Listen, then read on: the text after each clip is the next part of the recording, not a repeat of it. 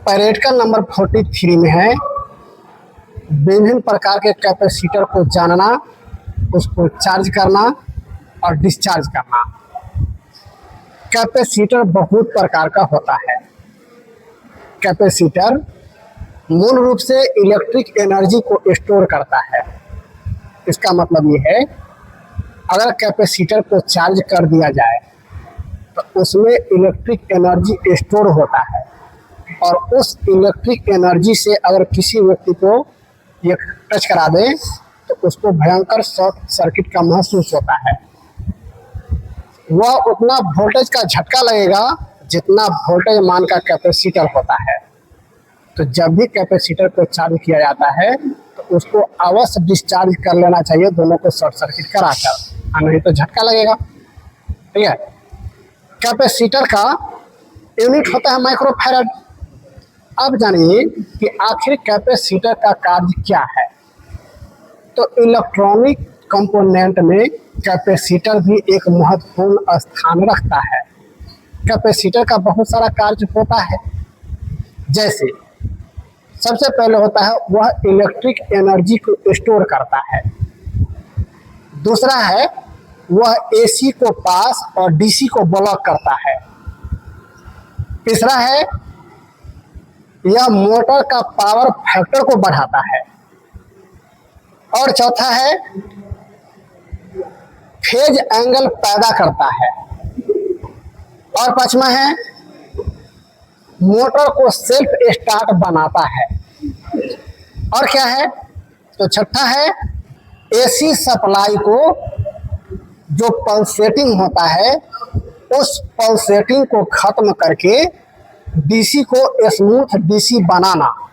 और सातवां नंबर में है यह रेडियो रिसीवर या इलेक्ट्रॉनिक उपकरण या संचार में यह फ्रीक्वेंसी को सेट करता है, फ्रीक्वेंसी को मिलाने में इसका ये काम आता है। तो कैपेसिटर का बहुत सारा कार्य है। अब आते हैं कैपेसिटर कितना प्रकार का होता है। तो कैपेसिटर मूल रूप से दो प्रकार का होता है। एक होता है स्टैटिक, एक होता है वेरिएबल, या कह सकते हैं एक होता है वेरिएबल, दूसरा होता है कांस्टेंट यानी स्थिर मान का। ठीक है। तो दो प्रकार का कैपेसिटर होता है। कैपेसिटर को आप वेरिएबल उसको बोलते हैं जिस कैपेसिटर का कैपेसिटेंस आप उसको चेंज कर सकते हैं, अपने अनुसार बढ़ा घटा सकते हैं। और स्थिर मान का कैपेसिटर कांस्टेंट कैपेसिटर, जिसको आप वैल्यू को चेंज नहीं करते हैं, एक बार डिजाइन हो गया, मैन्युफैक्चर हो गया, उतना ही रहेगा। ठीक है। तो दो प्रकार का हुआ। कैपेसिटर में भी बहुत प्रकार का कैपेसिटर आता है।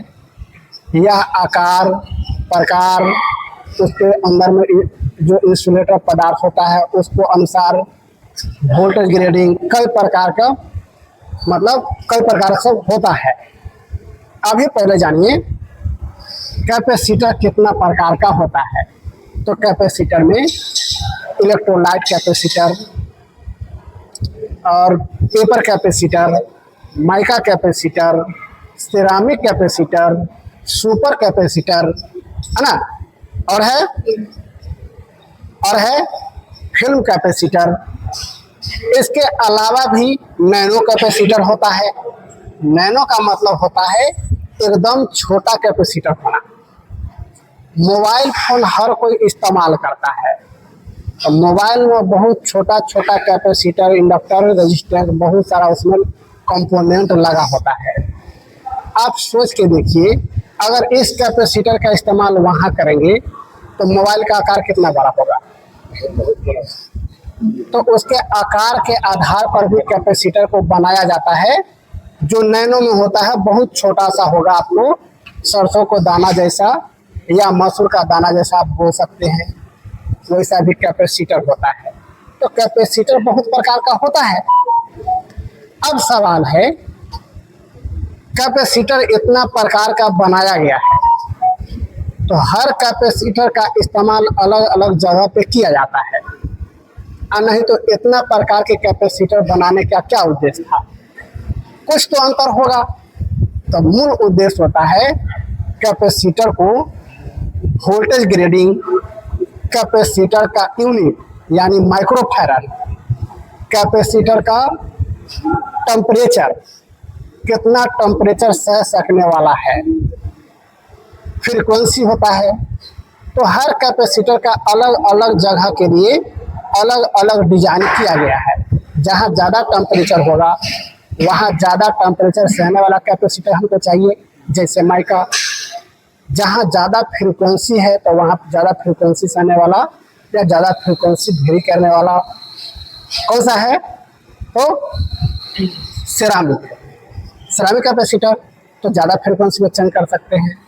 ज़्यादा क्षमता का कैपेसिटर चाहिए तो इलेक्ट्रोलाइट कैपेसिटर है। तो कैपेसिटर बहुत प्रकार का है। आपको सारा प्रकार के कैपेसिटर तो हम नहीं बता पाएंगे, लेकिन जितना कैपेसिटर यहाँ अवेलेबल है हम आपको सारा कैपेसिटर एक एक करके बताते हैं, और जो नहीं होगा उसका हम फोटो बताएंगे। अब देखिए, हमारे पास कई प्रकार का कैपेसिटर है। उसको नापने के लिए हमने एक मल्टीमीटर लिया है और एक पीसीबी बोर्ड लिया है जो रफ है, और इसमें कई सारा कैपेसिटर लगा हुआ है। तो एक एक करके जानते हैं सारा डिटेल को। सबसे पहले क्या करते हैं, इस कैपेसिटर को लेते हैं। देखिए, सबसे बड़ा कैपेसिटर है ये। कैपेसिटर इलेक्ट्रोलाइट कैपेसिटर है। कैपेसिटर को थोड़ा सा और डिटेल जानते हैं। देखो कैपेसिटर में होता क्या है। आखिर इस कैपेसिटर को बनाया गया है तो इस कैपेसिटर में क्या है, इसके अंदर में आखिर होता क्या क्या है। तो कैपेसिटर में मूल रूप से दो प्लेट होता है और उसके अंदर इलेक्ट्रोलाइट भरा होता है या कोई भी इंसुलेटर पदार्थ। जैसे अभी मान के चलिए कि ये कैपेसिटर का एक प्लेट और ये हो गया हमको दूसरा प्लेट, और एक टर्मिनल ये हो गया ये वाली, और दूसरा टर्मिनल हो गया हमको ये वाली। इसके अंदर में इंसुलेटर पदार्थ यानी कुचालक पदार्थ भरा होता है। तो इसमें हमको कुचालक पदार्थ ऐसे भरा हुआ है ये, ठीक है, ये हमको भरा हुआ है। इस कैपेसिटर में देखिए ये दो गो टर्मिनल है, एक और एक दो। ये वही कैपेसिटर है, ये वाली का कैपेसिटर का एक टर्मिनल ये और दूसरा टर्मिनल ये।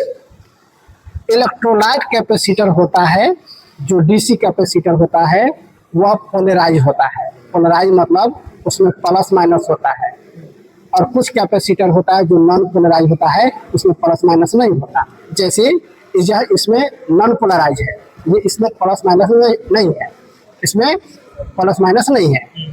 और इस कैपेसिटर को देखिए, ये डीसी कैपेसिटर है, यह पोलराइज है। इसमें देखिए लेग में बनाया गया है, ये देखिए एक बड़ा लेग है एक छोटा लेग है, और छोटा लेग के पास देखिए यहाँ माइनस ई बना हुआ है। तो ये निगेटिव के लिए है यानी माइनस के लिए है ना, और ये प्लस है, ये पॉजिटिव है। तो ये पोलराइज कैपेसिटर है। जब इसका इस्तेमाल होगा करना तो पोलैरिटी देखकर ही इसका कनेक्शन किया जाता है। फिर आगे बताते हैं कैसा होता है। पहले जानिए, ये जो अभी हमने कैपेसिटर बनाया तो एक प्लेट ये हुआ, दूसरा प्लेट ये हुआ, एक टर्मिनल ये है, दूसरा टर्मिनल ये है, बीच में इंसुलेटर ये पदार्थ भरा गया है। जब बैटरी को जब कैपेसिटर को यहाँ और यहाँ हम सप्लाई देते हैं चार्ज करने के लिए, तो इसमें आवेशित होता है, इसमें जो इलेक्ट्रॉन रहता है एक प्लेट पर आकर इकट्ठा होता है, ठीक है। तो एक पॉजिटिव बन जाता है एक नेगेटिव बन जाता है, ठीक है। तो जब यह चार्ज हो जाता है तब आप यहाँ पर ऐसे मल्टीमीटर ऐसे लगाइएगा, ये ऐसे मल्टीमीटर इसमें लगाइएगा यहाँ और यहाँ, तो आपको कुछ ना कुछ आपको वोल्टेज इसमें दिखाई देगा इसका। अगर यह 440 वोल्ट का है कैपेसिटर, तो जब आप मल्टीमीटर से इसको यहाँ और यहाँ चार्ज करने के बाद जोड़ते हैं तो यह धीरे धीरे जैसे जैसे वक्त बीतता है इसका वोल्टेज घटते जाता है। तो इसको जितना ही वक्त लगाइएगा इसको जोड़ने में उतना धीरे धीरे घटते जाएगा। आप इसको मल्टीमीटर लगाकर चेक भी कीजिएगा तो देखना कि वोल्टेज पहले 50 रहेगा, फिर 40 होगा, फिर 35 होगा, धीरे धीरे घटते चले जाएगा। तो उसमें क्या होता है, इसके अंदर में सर्किट कंप्लीट करता है और इसका एनर्जी ऐसे जाकर फिर ये न्यूट्रल हो जाता है और यह डिस्चार्ज हो जाता है। डिस्चार्ज करने के लिए या तो आप कोई रेजिस्टेंस ऐसे जोड़ दीजिए या दोनों तार को आपस में ऐसे शॉर्ट सर्किट कराइए तो भी डिस्चार्ज हो जाएगा। शॉर्ट सर्किट कराते हैं तो जल्दी डिस्चार्ज होगा एक ही बार में। अगर रेजिस्टेंस जोड़ते हैं तो थोड़ा वक्त लगेगा। थोड़ा वक्त का मतलब है 4-5 सेकेंड 10 सेकेंड लग सकता है। ये बात हो गया। तो कैपेसिटर में कोई भी कैपेसिटर होता है तो उसमें 2 प्लेट होता ही है। इसमें भी है 2 प्लेट। ऐसे खुलेगा तो प्लेट जैसे ऐसा लंबा तो नहीं दिख रहा है, लेकिन इसके अंदर में एक ऊपर वाला होगा और एक नीचे वाला इस करके साथ करके इसको निकाला गया होगा। तो समझ गए? तो ये कैपेसिटर है, कैपेसिटर करेक्टर है। अब हम क्या करते हैं, इसको चार्ज भी करना है, डिस्चार्ज भी करना है, कितना वोल्टेज से चार्ज करेंगे, कहाँ जोड़ेंगे, इसमें क्या क्या डिटेल देखना चाहिए। तो आप इस बात को समझिए। जैसे देखिए, मेरे पास ये कैपेसिटर है और जब भी कैपेसिटर को रिमूव किया जाता है, चेंज किया जाता है, तो आपको इसमें कुछ मूल पॉइंट जो जानना होता है वह बहुत इम्पोर्टेंट है। तो सबसे पहले इसकी क्षमता यानी यूनिट।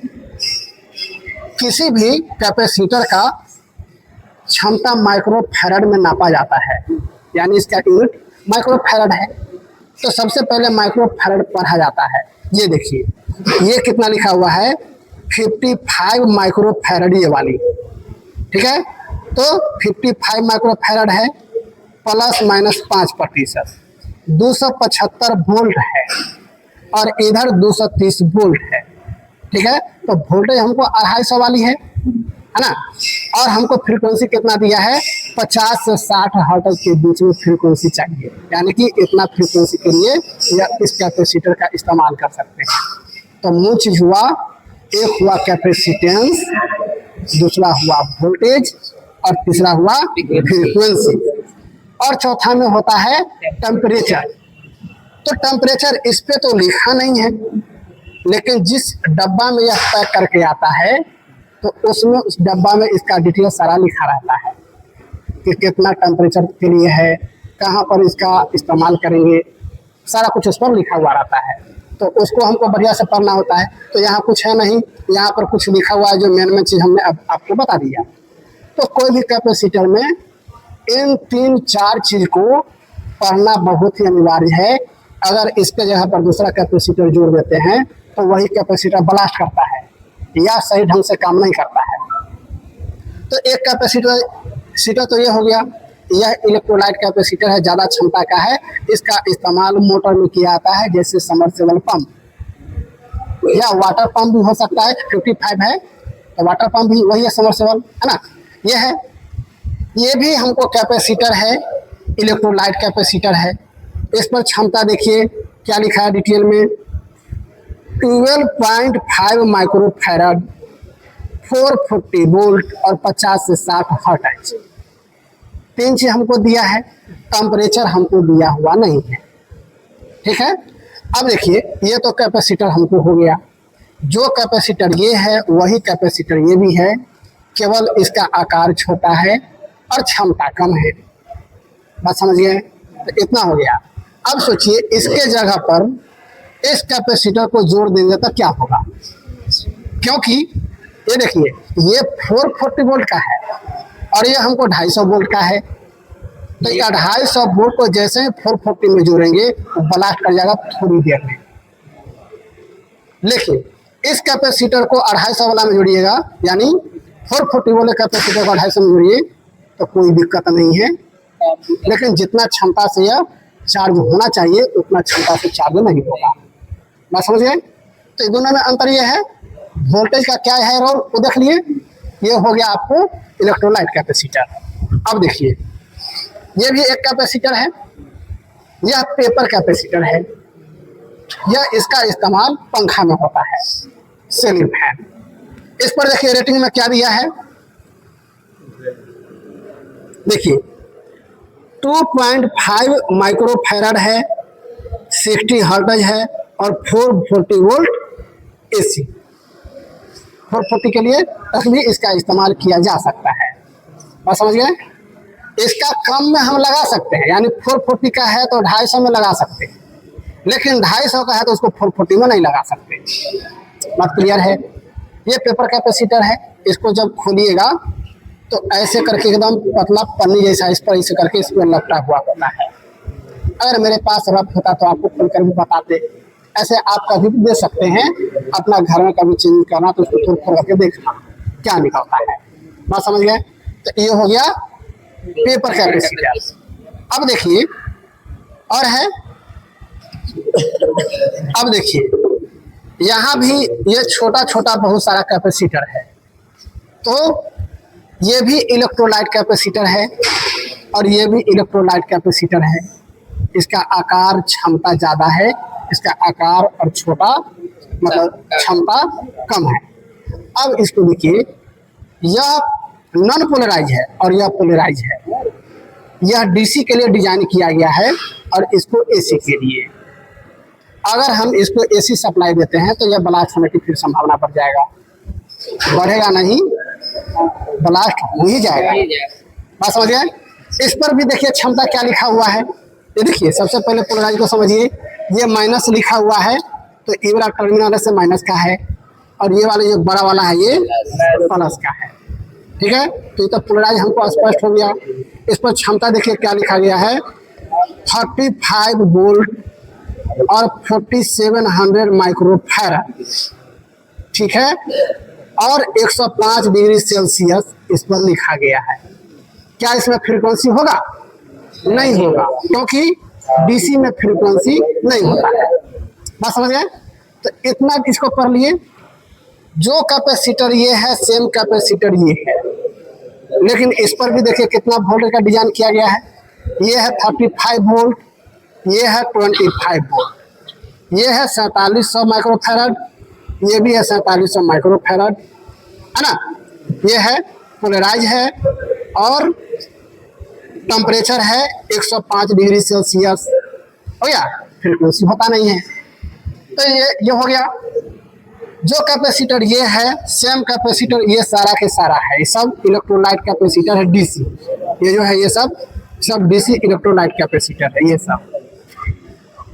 सब सेम कैपेसिटर है, सबका क्षमता और वोल्टेज अलग अलग है। ठीक है, अब देखिए माइका कैपेसिटर होता है। ये जो देख रहे हैं ये वाली यह माइका कैपेसिटर है। इसका डिजाइन ही उच्च क्षमता का टेम्परेचर सहने के लिए किया जाता है। तो जहाँ ज़्यादा टेम्परेचर के लिए इस्तेमाल होता है वहाँ पर इस माइका कैपेसिटर का इस्तेमाल किया जाता है। कैपेसिटर में हमेशा 2 लेग ही होगा, समझ गए? तो ये माइका कैपेसिटर है।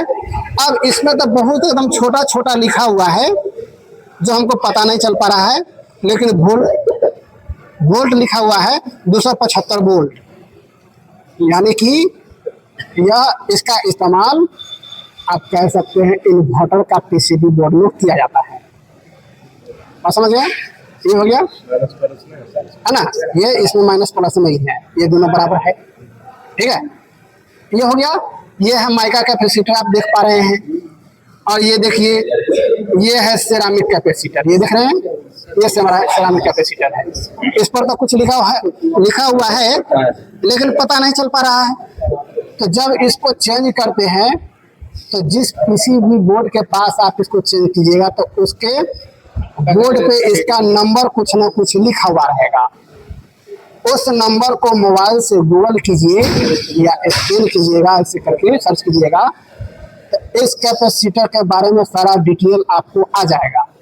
कितना माइक्रोफैराड है, कितना टेम्परेचर है, कितना फ्रीक्वेंसी, कितना क्या चीज़ है, सारा डिटेल इससे संबंधित उसमें आ जाता है। तो उसी रेटिंग को लेकर के आप लगाना है।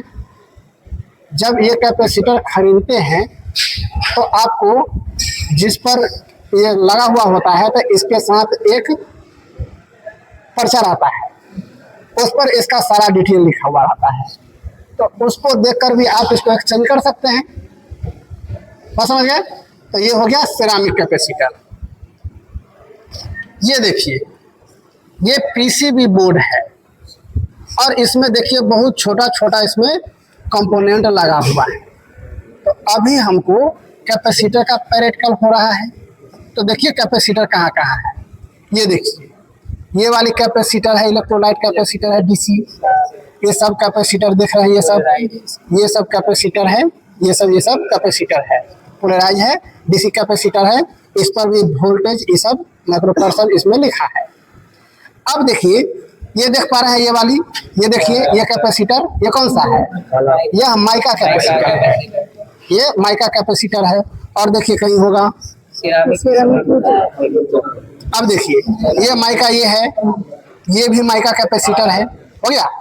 अब देखिए सिरामिक कैपेसिटर कहाँ है, सिरामिक कैपेसिटर ये जो देख रहे हैं ये वाली मसूल का दाना जैसा ये वाली, ये देख पा रहे हैं, ये सब सिरामिक कैपेसिटर है, ये है देख रहे हैं छोटा छोटा ये सब कैपेसिटर ये लगा हुआ है, ये सब देख रहे हैं, ये सब सिरामिक कैपेसिटर है, ये सब सिरामिक कैपेसिटर है। तो इसमें 3 प्रकार के तो कैपेसिटर आप देख पा रहे हैं, इलेक्ट्रोलाइट है, ये वाली इलेक्ट्रोलाइट, माइका ये वाली, और ये वाली सिरामिक है, पेपर कैपेसिटर ये हो गया, इलेक्ट्रोलाइट कैपेसिटर तो ये है ही, है ना। और बाकी वाले कैपेसिटर तो मेरे पास नहीं है, उसको आपको फोटो करके हम बता देंगे, ना समझ गए। तो इतना तो आपने कैपेसिटर देख लिया, क्या इसका इस्तेमाल है, इसके बिना कोई इलेक्ट्रॉनिक कंपोनेंट बन ही नहीं सकता, ठीक है। कैपेसिटर तो हमने पहचान लिया, सारा डिटेल भी जान लिया। अब नेक्स्ट में है इसको चार्ज करना, डिस्चार्ज करना, मल्टीमीटर से मापना। तो जैसे ये सारा कैपेसिटर है तो इसको हम क्षमता नापते हैं कि कितना कितना क्षमता का है। देखिए मेरे पास मल्टीमीटर है, इसको हम सेट कर लेते हैं कैपेसिटर के रेंज पे। ये वाली कैपेसिटर है, ये हमने इसको सेट कर लिया कैपेसिटर पे। यहाँ आ रहा है नैनो फैराड और इधर लिखा हुआ है यहाँ ऑटो। नैनो फैराड तक भी नाप सकता है, और ये ऑटो में लगा हुआ है तो माइक्रो फैराड जाएगा तो माइक्रो फैराड में आ जाएगा, नैनो रहेगा तो नैनो में आ जाएगा। तो इसको चेक कर दे कितना माइक्रो फैराड का है। ये लीजिए, इसको लेते हैं ये वाली, ये देखिए ये देखिए कितना आया, 57.7 माइक्रो फैराड आ गया। तो इस कैपेसिटर का वैल्यू हमको दिखा रहा है 57.5 माइक्रो फैराड। इसको चेक कर ले कितना है, देखिए इस पर है 55, यहाँ कितना आया था 57 है ना। इस पर देखिए लिखा हुआ है 55 माइक्रो फैराड ±5% है ना। तो ये यहाँ जो बता रहा है एकदम सही बता रहा है। ये कैपेसिटर अभी ठीक है। यह कैपेसिटर जब खराब होता है तो क्या होता है, इसके अंदर में जो इलेक्ट्रोलाइट भरा होता है इंसुलेटर पदार्थ, और वह इंसुलेटर पदार्थ खत्म हो चुका है, ठीक ठाक नहीं रहा। अब क्या हो जा रहा है कि अंदर में जितना रेजिस्टेंस होना चाहिए उतना रेजिस्टेंस अब नहीं हो रहा है, वह रेजिस्टेंस अब घट गया, अंदर में से शॉर्ट हो गया, जिसके कारण माइक्रो फैराड इतना ज़्यादा हमको नहीं बता पा रहा। बात समझ गए। तो ये तो हमने इसको देख लिया। इसको चेक करते हैं, इसको देखिए कितना आ रहा है।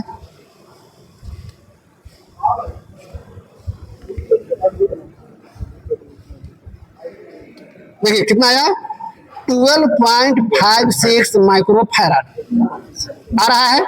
इसमें देखिए कितना लिखा है 12.5 माइक्रो फैराड, मतलब सही है। तो ये भी हमको ठीक ठाक है। वोल्टेज अभी चेक करेंगे, वोल्टेज तो इस पर लिखा हुआ रहता है ना, 440 वोल्टेज है, तो वोल्टेज इसको चेक नहीं कर सकते हैं। ऐसे चार्ज कर लेंगे, उसके बाद एक बार चेक करके देखेंगे कितना वोल्टेज हमको बताता है। ये हो गया। इसको देखिए ये कितना बता रहा है, ये लीजिए, ये देखिए 1.6 माइक्रो फैराड हमको बता रहा है। इस पर लिखा कितना गया है, हाँ इस पर देखिए 2.5 माइक्रो फैराड लिखा हुआ है, और मापे तो आया 1.5। इसका मतलब ये है कि इसका अंदर का इंसुलेटर अब खराब हो चुका है, अंदर में शॉर्ट सर्किट हो गया है, उतना क्षमता का नहीं रहा। अब हमको इस कैपेसिटर को बदलने की जरूरत है। तो जब इसको एक्सचेंज करना होगा क्या करना होगा, इसका वोल्टेज पढ़ना है, माइक्रो फैराड पढ़ना है, टेम्परेचर देखना है, फ्रीक्वेंसी देखना है। फ्रीक्वेंसी तो इंडिया में एक ही है ना। तो मेन वोल्टेज और माइक्रो फैराड इसको देखना है। मैं समझ गए? चलिए ये भी देख लिए। ये कितना हो जाएगा? 3100 यानी 3142 माइक्रो फैराड। इसको लिखा कितना है? 47। 47 लिखा है, तो इसको बहुत दिन का है तो खराब हो सकता है ना, बहुत दिन के बाद क्षमता बढ़ जाता है। हाँ तुरेगा ठीक है।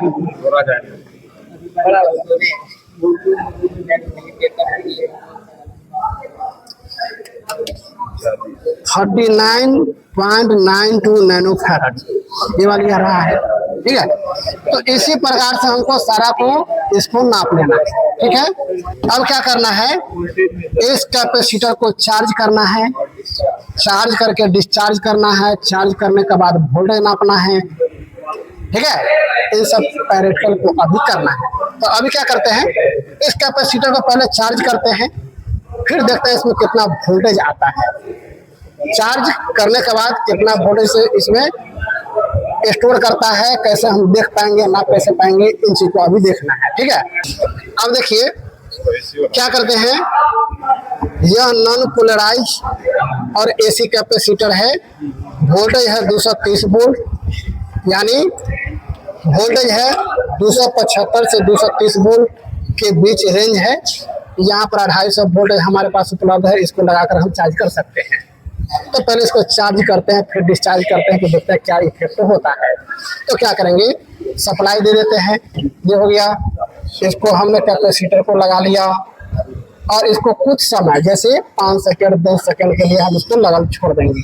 ऐसे लगा हुआ है, अभी ज़्यादा देर रहेगा, मतलब अगर लगा करके ज़्यादा देर भी छोड़ देते 1 आध मिनट तो कुछ होगा नहीं, बस करंट जो इसको चलते रहता है, चार्ज होता है। जब यह फुल चार्ज हो जाएगा तो अपने आप स्थिर हो जाता है। तो हमने इसको लगाकर छोड़ दिया। अब इसको ऑफ कर लेते हैं। ऑफ कर लिया।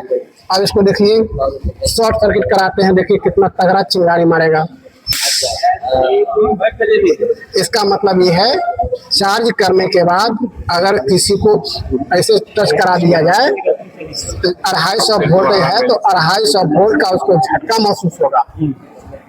उसके बाद ये कैपेसिटर डिस्चार्ज होगा। तो जब इसको चार्ज करते हैं तो बिना डिस्चार्ज किए हुए आप ऐसे मत छूइए, वरना झटका लगेगा। ये हो गया। अब क्या करना है? चार्ज करने के बाद इसका वोल्टेज नाप कर देखना है कि क्या होता है। देखो अब क्या करते हैं, इस कैपेसिटर को चार्ज करना है और देखना है कि डिस्चार्ज में कितना वोल्टेज बताता है और चार्ज होने के बाद कितना वोल्टेज बताता है। तो पहले इसको वोल्टेज नाप लेते हैं और इसको यह डीसी वोल्टेज हमको देता है, यह डीसी वोल्टेज हमको देगा।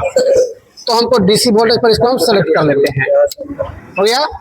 अभी माप लेते हैं कितना वोल्टेज है।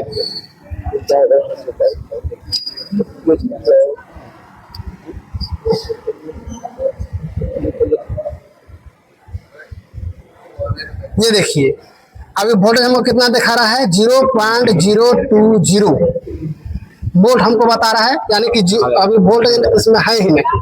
बस समझ गए। अब इसको चार्ज करते हैं, अब इसको चार्ज करते हैं और फिर देखते हैं कि इसके पास कितना वोल्टेज आता है। तो ये लीजिए, इसको लगाते हैं इसमें।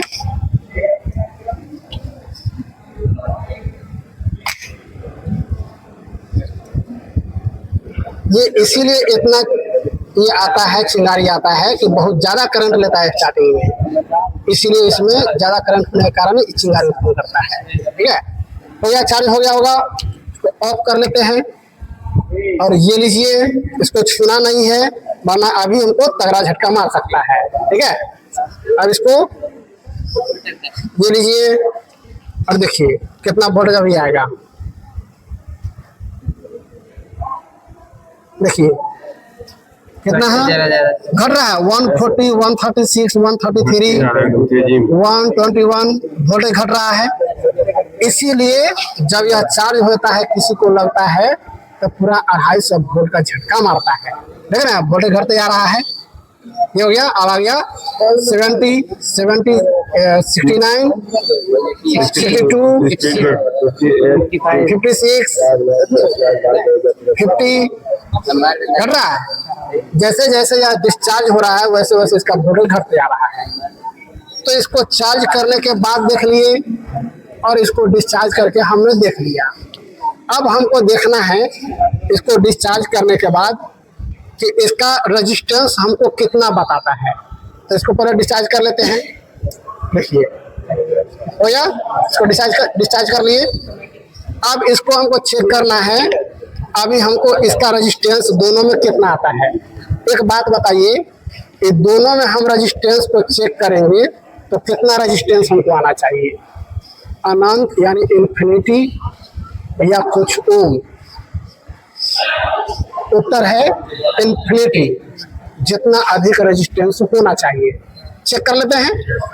ये लीजिए, ये है हमारे पास मल्टीमीटर और इसको लगाते हैं ओम पे। ये आ गया, ऑटो है, अपने आप एडजस्ट हो जाएगा। ये लीजिए,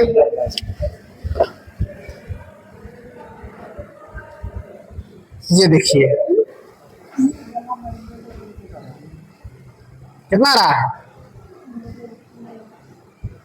मेगा ओम में आ रहा है ना। स्थिर नहीं है लेकिन मेगा ओम में आ रहा है, लगभग 1.5 1.3 मेगा ओम। मेगा ओम में हमको रेजिस्टेंस आ रहा है, आप समझ रहे हैं। तो इसमें बहुत ही ज्यादा रेजिस्टेंस है। जैसे ही इसका लाइफ खत्म होगा तो यह मेगा ओम से घटकर किलो ओम में या ओम में रेजिस्टेंस आ जाएगा और इसका क्षमता घट जाएगा और इसको हमको चेंज करने की आवश्यकता होगा। क्या समझ गए। तो हमको प्रैक्टिकल में यही मिल था। अब हमको नहीं लगता कि इसमें से और कुछ बचा हुआ है।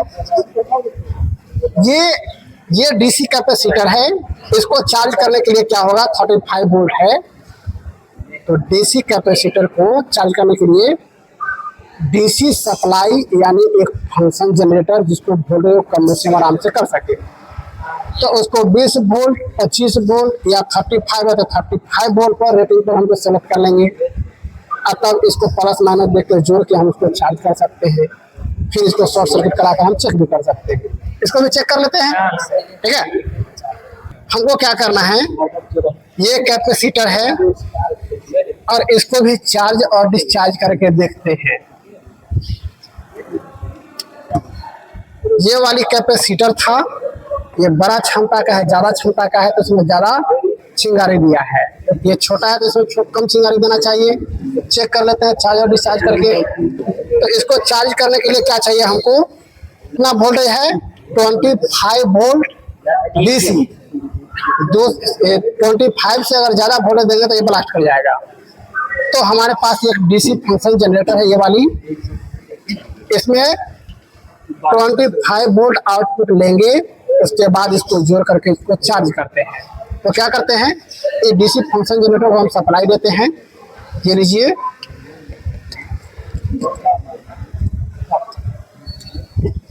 ये 35 वोल्ट हमको आ रहा है, ठीक है ना। हमको 35 वोल्ट आ रहा है तो 35 वोल्ट वाला कैपेसिटर हम यहाँ लगा सकते हैं। ये देखिए, ये मेरे पास कैपेसिटर है और इसकी क्षमता है 35। इसको लगा सकते हैं, चलिए ठीक है, इसको नहीं लगा लेते हैं। 35 वोल्ट इसका आउटपुट आया। ये 35 वोल्ट का कैपेसिटर है, इसको लगाकर चार्ज कर सकते हैं। ये पोलराइज और नॉन पोलराइज है। तो ये वाली लेफ्ट में हमको प्लस है, देख रहे हैं बड़ा वाला, और राइट में हमको माइनस वाला है।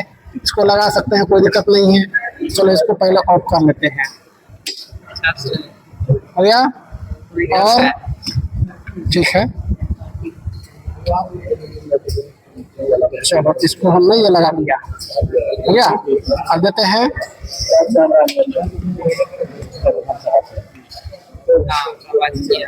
हुआ। अब देखिए इसको ऑफ कर लेते हैं, ये लीजिए। अब इसको शॉर्ट सर्किट करा कर देखते हैं, क्या मतलब ये भी चार्ज हुआ। इसको अगर हम ज्यादा वोल्ट देंगे तो यही फट जाएगा। इतना चीज तो हमने देख लिया इस कैपेसिटर को भी। अब हमको नहीं लगता कि इसमें कुछ बचा हुआ है। अभी आप लोगों ने कैपेसिटर संबंधी जितना भी प्रैक्टिकल था चार्ज करके, डिस्चार्ज करके, इसका क्षमता नाप के, क्या क्या रेटिंग है, सारे फैक्टर को, इनमें किन किन पॉइंट होता है, सारा चीज़ को एक एक करके जाना। अब आपको लास्ट में कोई सवाल उत्पन्न हो रहा है, कोई पेट में हुदबुद हो रहा है कि सर ये, तो हमसे पूछो। और बोलो, और किसी को बोलो, तुम भी बोलो। वो कैपेसिटर होता है जिसमें ऑयल भरा होता है, हमने क्या बताया, 6-7 प्रकार के आपको कैपेसिटर बताया, और लास्ट में बताया कि इसके अलावा भी कई प्रकार के कैपेसिटर होता है। जैसे इंसुलेटर के जगह पे आपको ऑयल भरा होता है, फर्क इतना ही है। बात समझ गए? उसका भी अपना इस्तेमाल है, हर चीज़ का अपना अपना जगह पे इस्तेमाल होता है। और बोलिए, और किसी को कुछ समस्या? और किसी को नहीं? तो जाइए और बैठिए। सर हम मेमोरी रह